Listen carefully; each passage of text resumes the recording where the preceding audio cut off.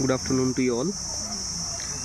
Basic Research and Statistics in Education MEd second सेमिस्टरचा paper number 2 जो 29 तारखेला होणार आहे, तर तो वाचत असताना त्याच्यामध्ये काही थोड्याशा बाबी कठीण वाटल्या आणि ह्या तुम्हाला समजाव्या या कारणासाठी एक छोटासा व्हिडिओ या माध्यमातून मी बनवत आहे. यामध्ये आपण संशोधनाचा अर्थ, वैशिष्ट्ये आणि संशोधनाचे प्रकार, त्याच व्यतिरिक्त संशोधनाच्या पायऱ्या ज्या मला थोड्याशा कठीण वाटल्या ज्या समजवण्यासाठी तर त्या मी तुमच्यासमोर सांगण्याचा प्रयत्न करतो आहे एका छोट्याशा ट्रिकच्या माध्यमातून. पहिल्यांदा आपण बघूया संशोधनाचा अर्थ काय. तर यासाठी मी अर्थातच संशोधनशास्त्र आणि पद्धती डॉक्टर सुहास पाठक सरांचं पण बुक रेफर केलं होतं, ते वाचण्यासाठी घेतलं होतं आणि आता याच्या माध्यमातून मी तुम्हाला अर्थ सांगण्याचा प्रयत्न करतो. बघा, संशोधनाचा अर्थ काय. तर संशोधन म्हणजे काय, वस्तुस्थिती जाणून घेण्यासाठी एखाद्या विषयाचा बारकाईने केलेला समीक्षात्मक अभ्यास किंवा वैज्ञानिक चिकित्सा म्हणजे संशोधन होय. संशोधनाचा अर्थ एक वेळेस तुम्हाला जर समजला व्यवस्थित तर तुम्हाला संशोधन म्हणजे काय हे लिहिण्यासाठी खूप सोयीस्कर जाणार किंवा सोप्या पद्धतीने समजणार. तर याच्यामध्ये काय, संशोधनाचा अर्थ काय, तर संशोधन म्हणजे संशोधन जाणून घेण्यासाठी एखाद्या विषयाचा बारकाईने केलेला समीक्षात्मक अभ्यास किंवा वैज्ञानिक चिकित्सा म्हणजे संशोधन होय. ठीक आहे. याच्यानंतर याची दुसरी एक व्याख्या लिहू शकता किंवा अर्थ आहे तो, संशोधन म्हणजे नवीन ज्ञान प्राप्त करण्यासाठी केलेली शास्त्रीय व पद्धतशीर चौकशी म्हणजे संशोधन होय. ठीक आहे. ही आपल्याला याचा अर्थ किंवा याची व्याख्या झाली. आता याच्या व्यतिरिक्त याच्यामध्ये काय, संशोधनाची वैशिष्ट्ये काय, तर संशोधन का केलं जातं, काय वैशिष्ट्य त्याची, तर ते वैशिष्ट्य आपण इथे जाणून घेणार आहोत. पहिल्या नंबरचं वैशिष्ट्य आहे की संशोधन हे असतं ते हे उद्दिष्टपूर्ण असतं. काहीतरी एक उद्दिष्ट घेऊन आलेलो असतो आपण त्याच्यात, तर ते एक उद्दिष्टपूर्ण संशोधन आपल्याला असतं. त्याच्यानंतर सुव्यवस्थित योजना आणि याच्यामध्ये सुव्यवस्थित योजना आणि पद्धती आपल्याला याच्यामध्ये पाहायला मिळते. त्याच्यानंतर थर्ड आहे डेटा संकलन आणि विश्लेषण आहे. त्याच्यानंतर फोर्थ आहे नवीन निष्कर्ष व सत्याचा शोध घेण्यासाठी जे आहे तर ते आपण संशोधन करत असतो. त्याच्यानंतर प्रामाणिकता व वस्तुनिष्ठता ही यामध्ये फार महत्त्वाची आहे. हे झाले संशोधनाचे वैशिष्ट्य. त्याच्या व्यतिरिक्त संशोधनाचे प्रकार. आता संशोधनाचे प्रकार ज्यावेळेस मी वाचत होतो त्यावेळेस मला थोडेसे खूप किचकट वाटले आणि ते कसे पाठ करावे किंवा कशा पद्धतीने लक्षात राहावे यासाठी मी छोटीशी ट्रिक जी आहे तर ती ट्रिक मी माझ्या मनाने बनवलेली आणि हीच तुमच्यासोबत आता इथे शेअर करणार आहे.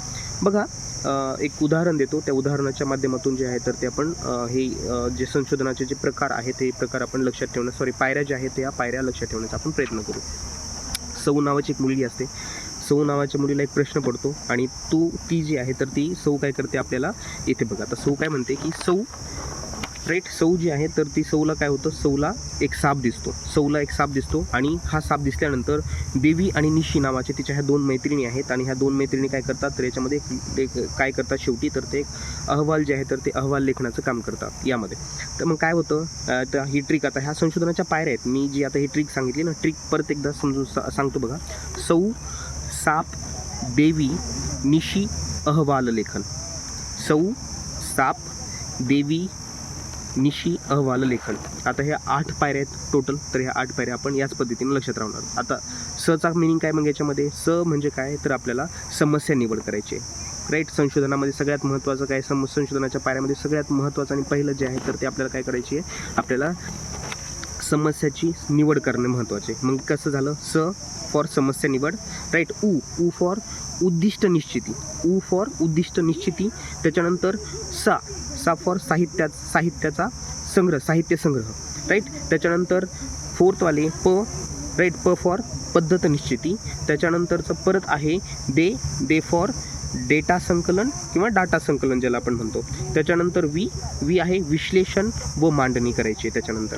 आणि त्याच्यानंतरचं आहे निशी, निष्कर्ष व शिफारसी आहेत. आणि त्याच्यानंतर लास्टवालं जे आपली जी 8वी जी पायरी आहे तर ती आहे अहवाल लेखन, राईट. म्हणजे समस्या निवडायची आहे. समस्या निवडल्यानंतर त्या समस्येवरती आपल्याला आपली उद्दिष्ट जे आहे तर ते उद्दिष्ट निश्चिती करायचे आहे. उद्दिष्ट निश्चिती केल्याच्या नंतर साहित्य संग्रह जे आहे तर ते साहित्य संग्रह आपल्याला वाचायचे आहेत. साहित्य संग्रह वाचल्यानंतर आपल्याला पद्धत निश्चिती म्हणजे ह्या माध्यमातून आपण कोणती पद्धतीचा वापर करून जे आहे तर आपण ही समस्या सोडवणार आहोत तर ती पद्धत निश्चिती आपल्याला करायची आहे. त्याच्यानंतर डाटा संकलन म्हणजे वेगवेगळा जो काही डाटा वगैरे आहे तर तो डाटा संकलन करायचा आहे आपल्याला. त्या डाटा संकलन केल्यानंतर डाटाचं विश्लेषण आणि त्याची मांडणी आपल्याला करून घ्यायची आहे. मांडणी केल्याच्या नंतर निष्कर्ष आणि शिफारशी जे आहेत तर ते आपले काय काय निष्कर्ष निघतात याच्या माध्यमातून आणि याच्यावरती आपला काही निष्कर्षाच्या माध्यमातून आपण काही शिफारशी आपल्याला करायचे तर या करायच्या आहेत आणि शेवटी जो आहे तर ते आपल्याला अहवाल जो लेखन आहे तो अहवाल लेखन करायचा आहे. तर हे आपल्याला 8 पायऱ्या जे आहेत तर त्या 8 पायऱ्या आपल्याला एकदम सोप्या पद्धतीने आपल्याला येणाऱ्या एक्झाममध्ये किंवा आपल्याला जनरल आपण रिसर्च करण्यासाठी आपल्याला ह्या 8 पायऱ्या फार महत्त्वाच्या आहेत. तर कशा लक्षात ठेवण्याच्या आहेत आपल्याला परत एकदा सांगतो. सौ, साप, देवी, निशी, अहवाल. म्हणजे सौ आहे, सौला एका दिवशी साप दिसतो, मग सौ काय करते, सौला साप दिसल्यानंतर तिच्या मैत्रिणी देवी आणि निशी ह्या काय करतात तर ह्या खरंच तिला साप दिसला का तर याच्यावरती काय करतात तर त्या म्हणजे ही समस्या घेऊन काय करतात ते त्याच्यावरती आपले राईट समस्या निवड त्यांना ऑलरेडी झालेली आहे. सौला साप दिसला राईट, त्याच्यावरती त्यांनी उद्दिष्ट निश्चित केलेली आहे राईट. त्याच्यावरती त्याच्यानंतर त्यांनी साहित्य संग्रह आहे राईट. साहित्य संग्रहाचा म्हणजे अगोदरच्या पद्धती म्हणजे काय बाकीच्या गोष्टी ज्या आहेत तर त्याच्यावरती त्यांनी साहित्य संग्रह वाचलेले आहेत. त्याच्यानंतर पद्धत निश्चिती केलेली, कोणती पद्धत वापरून आपण ही समस्या सोडू शकतो. त्याच्यानंतर त्यांनी त्याच्यावरती डेटा संकलन केलेलं आहे, विश्लेषण व मांडणी केलेली आहे, निष्कर्ष व शिफारशी आणि अहवाल लेखन या माध्यमातून ही ज्या सौला साप दिसला होता तर त्या सौला साप दिसल्यानंतर देवी आणि तिच्या निशी या दोघी मैत्रिणींनी त्याच्यावरती अहवाल लेखन केलेलं आहे. तर याच पद्धतीने आपण संशोधनाच्या ज्या पायऱ्या आहेत तर त्या संशोधनाच्या पायऱ्या एकदम सोप्या पद्धतीने लक्षात ठेवू शकतो. ठीक आहे, थँक्यू. मी काही